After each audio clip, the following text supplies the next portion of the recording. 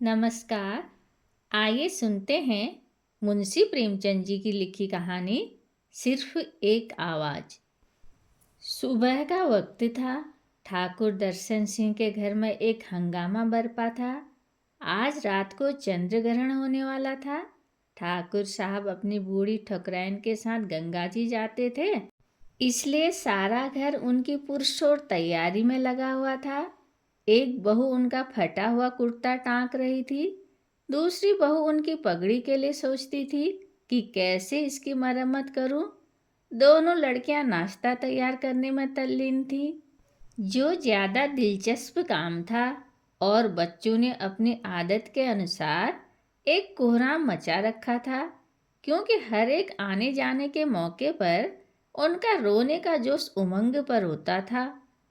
जाने के वक्त साथ जाने के लिए रोते, आने के वक्त इसलिए रोते कि श्रीनी का बांट बखान मनोनुकूल नहीं हुआ। बड़ी ठकुराइन बच्चों को फुसलाती थी और बीच बीच में अपनी बहू को समझाती थी, देखो खबरदार, जब तक उपग्रह न हो जाए घर से बाहर न निकलना। हंसिया छुरी कुल्हाड़ी इन्हें हाथ से मत छूना। समझाए देती हूँ, मानना चाहे न मानना, तुम्हें मेरी बात की परवाह है। मुंह में पानी की बूंदें न पड़े। नारायण के घर विपत पड़ी है, जो साधु भिखारी दरवाजे पर आ जाए उसे फेरना मत। बहुओं ने सुना और नहीं सुना। वे मना रही थी कि किसी तरह यह यहाँ से टलें। फागुन का महीना है, गाने को तरस गए। आज खूब गाना बजाना होगा। ठाकुर साहब थे तो बूढ़े, लेकिन बुढ़ापे का असर दिल तक नहीं पहुंचा था। उन्हें इस बात का गर्व था कि कोई ग्रहण गंगा स्नान के बगैर नहीं छूटा। उनका ज्ञान आश्चर्यजनक था। सिर्फ पत्रों को देखकर महीनों पहले सूर्य ग्रहण और दूसरे पर्वों के दिन बता देते थे। इसलिए गांव वालों की निगाह में उनकी इज्जत अगर पंडितों से ज़्यादा न थी तो कम भी न थी। जवानी में कुछ दिनों फौज में नौकरी भी की थी। उसकी गर्मी अब तक बाकी थी। मजाल न थी कि कोई उनकी तरफ सीधी आंख से देख सके। सम्मन लाने वाले एक चपरासी को ऐसी व्यवहारिक चेतावनी दी थी जिसका उदाहरण आसपास के 10-5 गांवों में भी नहीं मिल सकता। हिम्मत और हौसले के कामों में अब भी आगे आगे रहते थे। किसी काम को मुश्किल बता देना उनकी हिम्मत को प्रेरित कर देना था। जहाँ सबकी जबानें बंद हो जाए वहाँ वे शेरों की तरह गरजते थे। जब कभी गांव में दरोगा जी तशरीफ लाते तो ठाकुर साहब का दिल गुर्दा था कि उनसे आंखें मिलाकर आमने सामने बात कर सकें। ज्ञान की बातों को लेकर छिड़ने वाली बहसों के मैदान में भी उनके कारनामे कुछ कम शानदार न थे। झगड़ा पंडित हमेशा उनसे मुंह छिपाया करते। गरज ठाकुर साहब का स्वभावगत गर्व और आत्मविश्वास उन्हें हर बारात में दूल्हा बनने पर मजबूर कर देता था। हाँ, कमजोरी इतनी थी कि अपना आल्हा भी आप ही गा लेते और मजे ले लेकर, क्योंकि रचना को रचनाकार ही खूब बयान करता है। जब दोपहर होते होते ठाकुराइन गांव से चले तो सैकड़ों आदमी उनके साथ थे, और पक्की सड़क पर पहुंचे तो यात्रियों का ऐसा तांता लगा हुआ था कि जैसे कोई बाजार है। ऐसे ऐसे बूढ़े लाठियां टेकते या डोलियों पर सवार चले जाते थे जिन्हें तकलीफ देने की यमराज ने भी कोई जरूरत न समझी थी। अंधे दूसरों की लकड़ी के सहारे कदम बढ़ाए आते थे। कुछ आदमियों ने अपनी बूढ़ी माताओं को पीठ पर लाद लिया था। किसी के सर पर कपड़ों की पोटली, किसी के कंधे पर लोटा डोर, किसी के कंधे पर कांवर। कितने ही आदमियों ने पैरों पर चीथड़े लपेट लिए थे। जूते कहाँ से लाएं? मगर धार्मिक उत्साह का यह वरदान था कि मन किसी का मैला न था। सबके चेहरे खिले हुए, हंसते हंसते बातें करते चले जा रहे थे। कुछ औरतें गा रही थी, चाँद सूरज दोनों लोक के मालिक, एक दिना उन्हों पर बनती, हम जानी हम ही पर बनती। ऐसा मालूम होता था यह आदमियों की एक नदी थी जो सैकड़ों छोटे छोटे नालों और धारों को लेती हुई समुद्र से मिलने के लिए जा रही थी। जब यह लोग गंगा के किनारे पहुंचे तो तीसरे पहर का वक्त था, लेकिन मीलों तक कहीं तिल रखने की जगह न थी। इस शानदार दृश्य से दिलों पर ऐसा रौब और भक्ति का ऐसा भाव छा जाता था कि बरबस गंगा माता की जय की सदाएं बुलंद हो जाती थी। लोगों के विश्वास उसी नदी की तरह उमड़े हुए थे, और वह नदी, वह लहराता हुआ नीला मैदान, वह प्यासों की प्यास बुझाने वाली, वह निराशाओं की आशा, वह वरदानों की देवी, वह पवित्रता का स्रोत, वह मुट्ठी भर खाक को आश्रय देने वाली गंगा हंसती मुस्कुराती थी और उछलती थी। क्या इसलिए कि आज वह अपनी चौतरफा इज्जत पर फूली न समाती थी, या इसलिए कि वह उछल उछल कर अपने प्रेमियों के गले मिलना चाहती थी जो उसके दर्शनों के लिए मंजिल तय करके आए थे?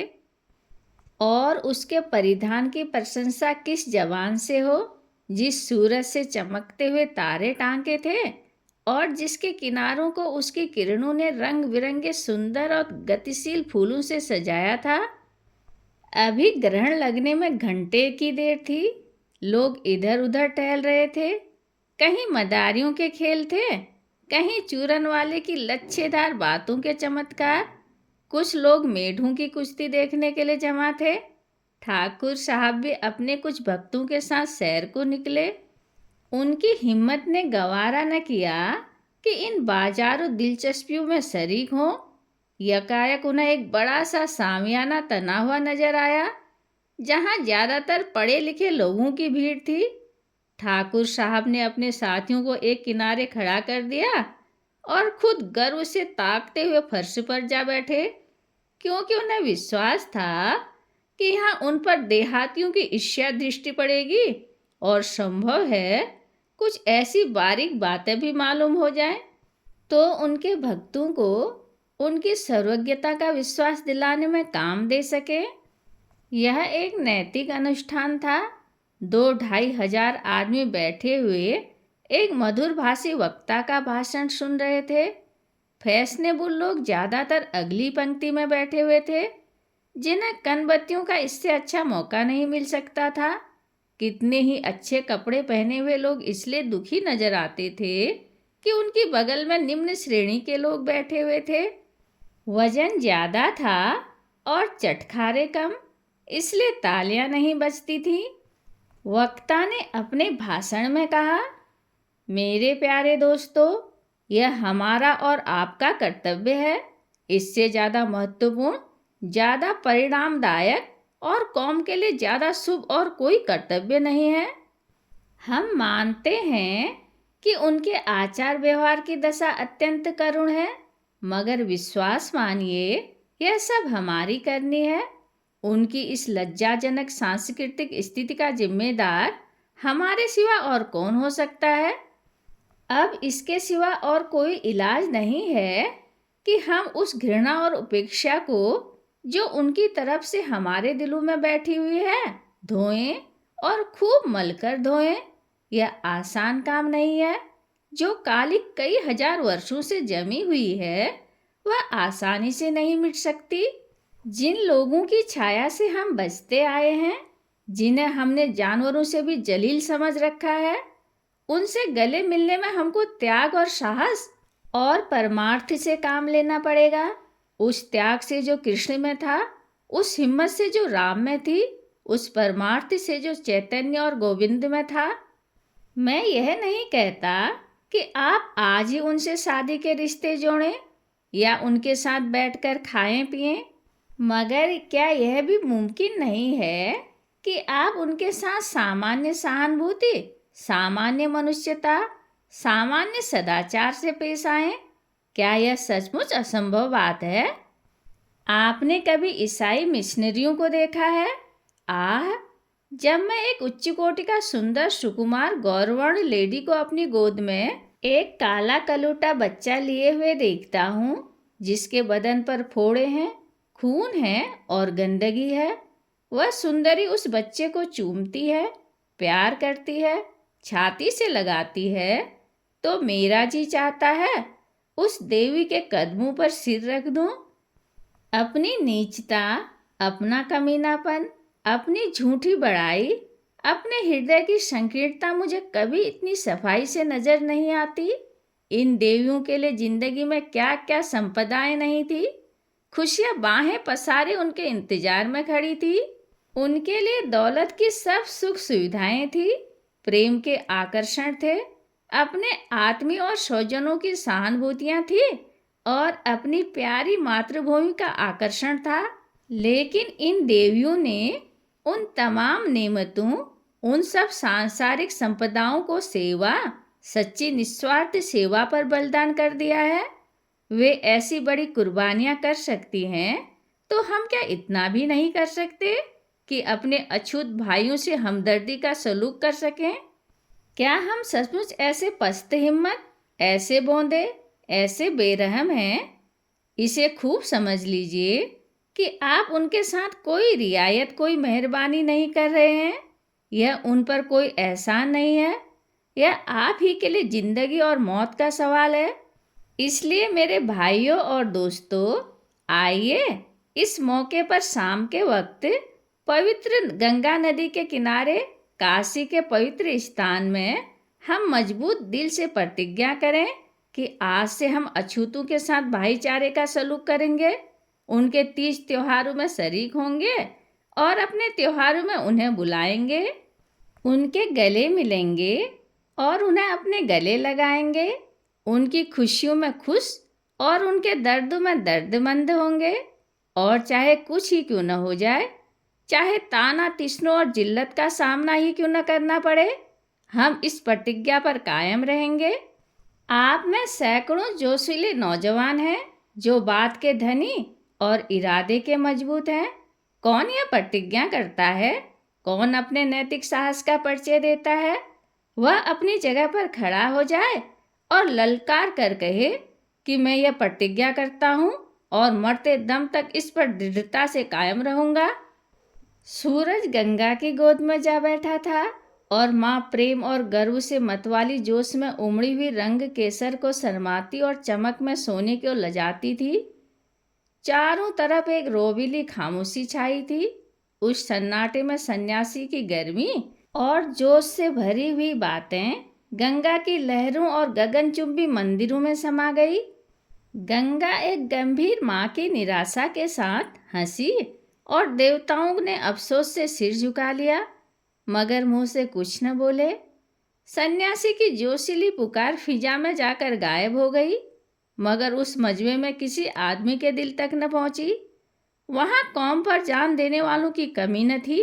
स्टेजों पर कौमी तमाशे खेलने वाले कॉलेजों के होनहार नौजवान, कौम के नाम पर मिटने वाले पत्रकार, कौमी संस्थाओं के मेंबर, सेक्रेटरी और प्रेसिडेंट, राम और कृष्ण के सामने सिर झुकाने वाले सेठ और साहूकार, कौमी कॉलेजों के ऊंचे हौसलों वाले प्रोफेसर और अखबारों में कौमी तरक्कियों की खबरें पढ़कर खुश होने वाले दफ्तरों के कर्मचारी हजारों की तादाद में मौजूद थे। आंखों पर सुनहरी ऐनक लगाए मोटे मोटे वकीलों की एक पूरी फौज जमा थी, मगर सन्यासी के उस गर्म भाषण से एक दिल भी न पिघला, क्योंकि वह पत्थर के दिल थे जिसमें दर्द और घुलावट न थी, जिसमें सदिच्छा थी मगर कार्य शक्ति न थी, जिसमें बच्चों की सी इच्छा थी मर्दों का सा इरादा न था। सारी मजलिस पर सन्नाटा छाया हुआ था। हर आदमी सिर झुकाए फिक्र में डूबा हुआ नजर आता था। शर्मिंदगी किसी को सर उठाने न देती थी और आंखें झेप में मारे जमीन में गड़ी हुई थी। यह वही सर हैं जो कौमी चर्चों में उछल पड़ते हैं। यह वही आंखें हैं जो किसी वक्त राष्ट्रीय गौरव की लाली से भर जाती थी, मगर कथनी और करनी में आदि और अंत का अंतर है। एक व्यक्ति को भी खड़े होने का साहस न हुआ।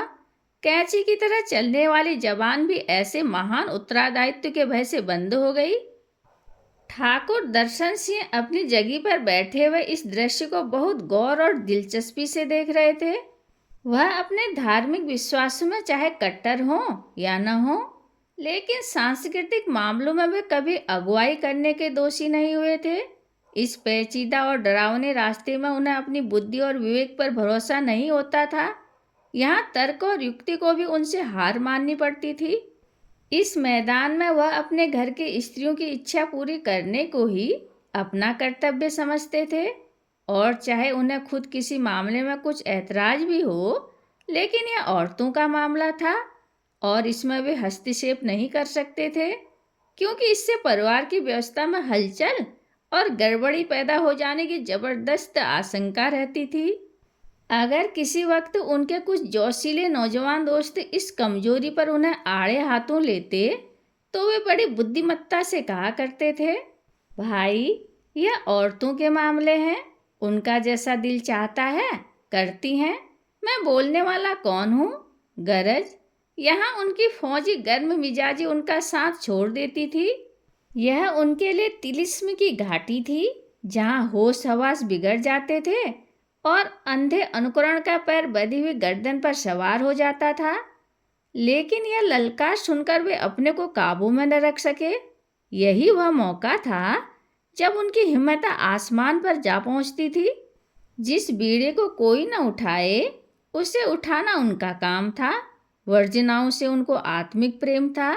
ऐसे मौके पर वे नतीजे और मसलहत से बगावत कर जाते थे, और उनके इस हौसले में यश के लोभ को उतना दखल नहीं था जितना उनके नैसर्गिक स्वभाव का।